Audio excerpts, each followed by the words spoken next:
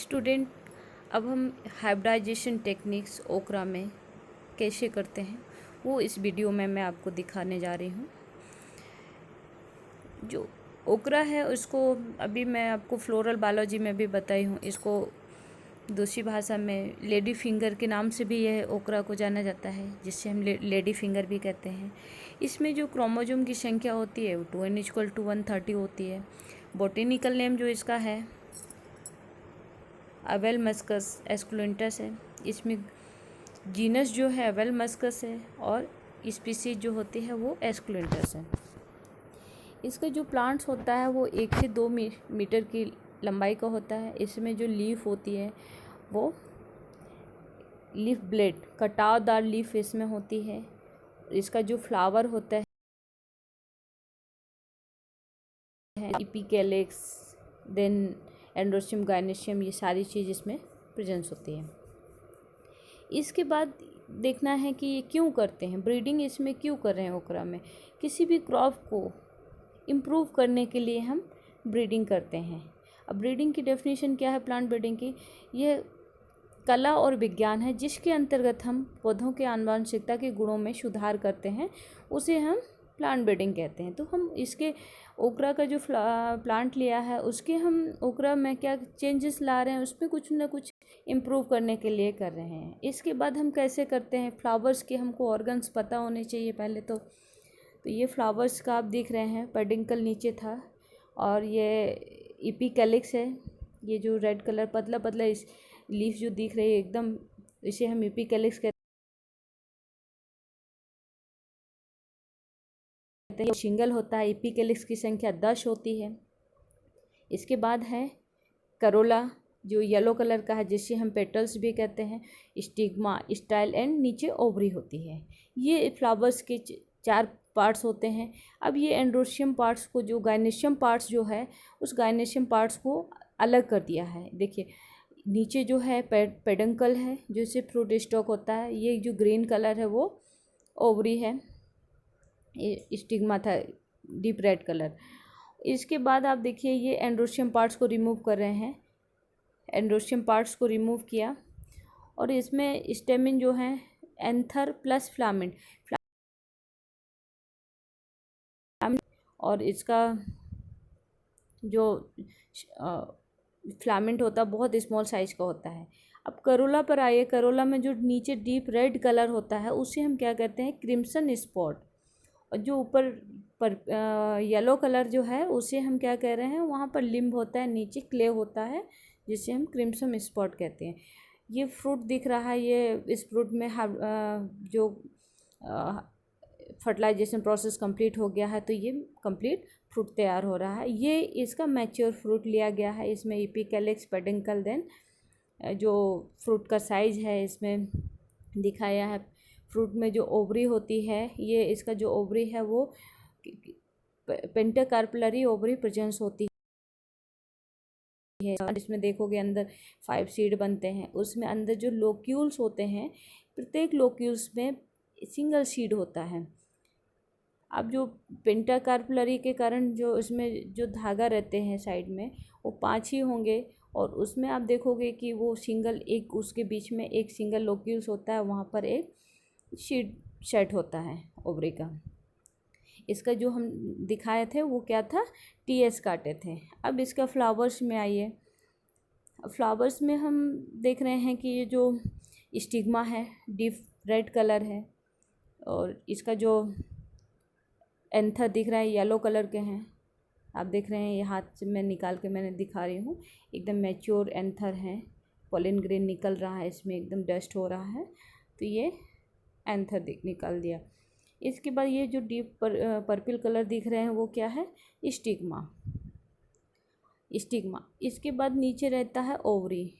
फिर हम देखते हैं इमस्कुलेशन करना है। इमस्कुलेशन का जो टाइमिंग होता है, इमस्कुलेशन में एंथर को रिमूव करना होता है, उसके लिए टाइमिंग जो होता है 3 से 5 होता है। फिर उसके लिए बड किस टाइप का बड हम सेलेक्ट करेंगे इमस्कुलेशन के लिए, मोस्ट इम्पॉर्टेंट होता है कि हम किस बड में इमस्कुलेशन कर रहे हैं। अनओपन जो फ्लावर बड होती है वो हम इमस्कुलेशन में सिलेक्शन करते हैं उस बड को।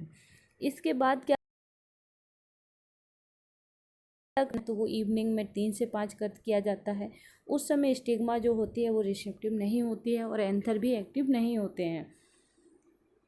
इसके बाद देख रहे हैं कि उसका जो कैलिक्स, इपिकैलिक्स और करोला तीनों को रिमूव कर दिया, तो उसमें 2 पार्ट्स दिखाई देंगे इसके बाद, एंड्रोशियम और गाइनेशियम। इसके बाद देख रहे हैं कि इसका जो इपिकैलिक्स है और कैलिक्स है, करोला है, दोनों को रिमूव किया जा रहा है फोर्सिप की हेल्प से। अगर कोई भी लीफ अगर वहाँ पर है डिस्टर्ब कर रही है तो उस लीफ को कट भी कर दिया जाता है। आपको देख रहे हैं ये इपिकैलिक्स और कैलिक्स को रिमूव कर दिया। अब हम शुरू कर रहे हैं किसमें, करोला में। हाँ, करोला को भी रिमूव कर दिया जा रहा है। अब इसके बाद हमको स्टिग्मा है, उसे हम स्टिग्मा कहते हैं। Stigma style plus ovary is equal to gynoecium parts. ये मेल फीमेल रिप्रोडक्टिव ऑर्गन्स होते हैं। स्टिग्मा, स्टाइल और ओवरी ये फीमेल ऑर्गन रिप्रोडक्टिव ऑर्गन्स है। मेल रिप्रोडक्टिव ऑर्गन्स में क्या आता है, स्टेमिन। अब इसमें क्या है, स्टेमिन में एंथर प्लस फिलामेंट, एंथर और फिलामेंट दोनों को रिमूव कर दिया या अलग करके दिखा दिया, तो उसे हम क्या कहते हैं, स्टेमिन, या उसी को हम कहते हैं एंड्रोशियम। ये देख रहे हैं इसका जो एंथर है उसको भी रिमूव। और इसके बाद जब भी हम इमस्कुलेशन करते हैं तो हमको ब्रीडर किट की आवश्यकता रहती है। Forceps, scissor, camel brush, butter paper bag, tag, इन सब की आवश्यकता पड़ती है। अगर ये चीज़ नहीं है तो हम इसको नहीं कर सकते हैं। ठीक है, इसका जो फ्लावर होता है ये बाइसेक्चुअल फ्लावर है। क्योंकि बाइसेक्चुअल क्यों है, क्योंकि इसमें जो मेल ऑर्गन्स और फीमेल ऑर्गन्स, रिप्रोडक्टिव ऑर्गन्स जो हैं वो एक ही फ्लावर में होते हैं, उसे हम बाइसेक्चुअल फ्लावर कहते हैं। ये सेल्फ पॉलिनेटेड क्रॉप भी होती है। इसमें आप देखिए कि इसका जो एंड्रोशियम पार्ट्स होता है वो पूरा रिमूव कर दिया गया है, अच्छे तरीके से रिमूव कर दिया जाता है, कोई भी एंथर उसमें रहने ना पाए। इसके बाद हम क्या करेंगे, एंथर को रिमूव कर दिया और जो भी हल्का एंथर लगा हुआ है तो उसको अच्छे तरह से निकाल दिया जाता है, कैलिक्स को भी हटा दिया जाता है। और इसके बाद हम जब ये इमस्कुलेटेड बड तैयार हो जाती है तो हम इसको वापस बटर पेपर बैग से कवर करेंगे। इसका जो अभी देखिए इसमें कुछ एंथर लगा हुआ है उसको मैं रिमूव कर रही हूँ। पूरी तरह से इसमें एंथर को हटाया जाता है यहाँ से, तभी इमस्कुलेटेड बड तैयार होती है। ये फीमेल रिप्रोडक्टिव ऑर्गन्स, इसको एकदम दिखाना है तो इसको वो चीज़ पूरा रिमूव कर दीजिए। जो एंड्रोशियम पार्ट्स जो है उसको पूरी तरह से रिमूव कर दिया। अब तैयार हो गया है इमस्कुलेटेड बड। अब मैं इसको बटर पेपर बैग की हेल्प से इसको कवर कर दूंगी।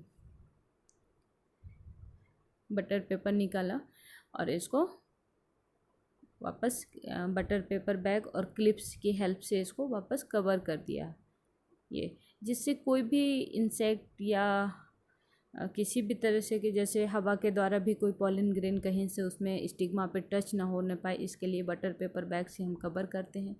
फिर हम सेलेक्ट करते हैं मैच्योर फ्लावर को, जिसके जो पॉलन ग्रेन है जो मैच्योर दिख रहे हैं, एकदम येलो कलर का पॉलन ग्रेन डस्ट हो रहे हैं, इस फ्लावर को लिया। ये डिफरेंट वैरायटी का फ्लावर है, बी वैरायटी। अब हम कैमल ब्रेस की हेल्प से इसके पॉलन ग्रेन को ले लिए। अब हम वापस मॉर्निंग में 8 से 10 के बीच में इसके मॉर्निंग में हम क्या करते हैं, इसमें पॉलिनेशन करते हैं। पॉलिनेशन करते हैं तो हम इसका जो पॉलन ग्रेन लिए हैं, देखिए दूसरी वैरायटी का फ्लावर का, और उसकी स्टिग्मा पे कैमल ब्रेस की हेल्प से डस्ट कर दिए गए, अच्छे से डस्ट कर दिया जाता है जिससे कि वो फर्टिलाइजेशन प्रोसेस उसका कंप्लीट हो सके। वापस डस्ट कर दिया। अब इसके बाद पॉलिनेशन प्रोसेस जो होता है वो देखिए पूरा कंप्लीटली हो गया, उसका पॉलन ग्रेन डस्ट हो गया है। अब इसको अच्छे तरह से पॉलिनेशन कर दिया गया है, देखिए स्टिग्मा ओपन स्टिग्मा पे दिखा दिया गया है। और इसके बाद इसको वापस बटर पेपर बैग से कवर कर दिया जाता है, जिससे किसी भी तरह का अदर पॉलिन ना उसमें इंटर कर सके। ये बटर कवर कर दिया पॉलिनेशन के बाद। और एक स्मॉल साइज का इसमें टैग को भी बांधा जाता है। उस टैग में हम इंफॉर्मेशन लिखते हैं, उसमें पॉलिनेशन का टाइमिंग, डेट, किस वैरायटी का पॉलिन लिया है वो लिखा जाता है, इमस्कुलेशन का टाइमिंग एंड डेट, वो किस वैरायटी का हम पॉलिन ग्रेन जो ले रहे हैं वो जिसको हमने इमस्कुलेटेड किया है, फीमेल बनाया है, वो कौन सी वैरायटी है वो हम इमस्कुलेटेड वैरायटी में लिखेंगे। और दूसरा मॉर्निंग में हमने जिसका पॉलन ग्रेन लिया है उसका इंफॉर्मेशन टैग में लिख करके उसमें कवर कर दिया जाता है। वापस उसी फ्लावर जो बड है जिसमें हमने मस्कुलेशन एंड पॉलिनेशन किया है, ऐसे हम आइडेंटिफाई कर सकते हैं कि इस बड में हमने हाइब्रिडाइजेशन